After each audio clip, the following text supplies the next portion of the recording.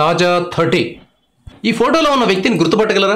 ఎందుకు గుర్తుపట్టాం? మన జబర్దస్త్లో వచ్చే సన్నీ కదా అని టక్కుని చెప్పేస్తారు, అవునా? సన్నీ నటనకు ఓ ప్రత్యేకత ఉంది. అది ఈ వీడియో ఎండింగ్ లో చెప్తా. ముందుగా సన్నీ కథ చూద్దాం. ఆ మధ్య టీవీ9 లో ఎవరి గోల వారిది అనే ప్రోగ్రాం దుమ్ము రేపింది. ఈ ప్రోగ్రామ్ లో కనిపించిన సన్నీ క్రమక్రమంగా తన కెరీర్ గ్రాఫ్ ను పెంచుకుంటూ వస్తున్నాడు. మొదట సన్నీ ప్రస్థానం టీవీ9 లో వచ్చే దొంగ బాబా ప్రోమోతో మొదలైంది. ఆ తర్వాత ఎటకారం.com, ఎవరి గోల వారిది కార్యక్రమాలతో ఉనికి చాటుకున్నాడు. ఆ తర్వాత జబర్దస్త్ మనవాడి దశ దిశల్ని మార్చింది.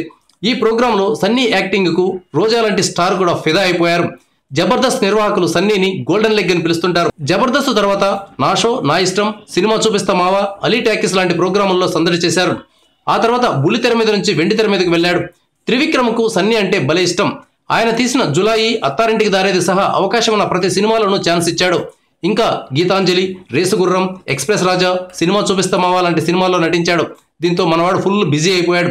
ఇప్పుడు సన్నీ డేట్స్ పట్టుకోవడం చాలా కష్టంగా ఉంది. మా టీవీ స్టార్ మా ఛానల్ గా మారిన సందర్భంగా ఓ ప్రోమో ఇచ్చింది. ఇందులో కూడా సన్నీ కనిపించాడు. ఇక సన్నీ నటనలో ఉన్న ప్రత్యేకతను చూద్దాం. సన్నీ పాత్రలో డైలాగ్స్ చాలా తక్కువ. డైలాగ్స్ కంటే కూడా తన రూపంతో, హావభావాలతో ప్రేక్షకుల హృదయాలను గెలుచుకుంటున్నాడు.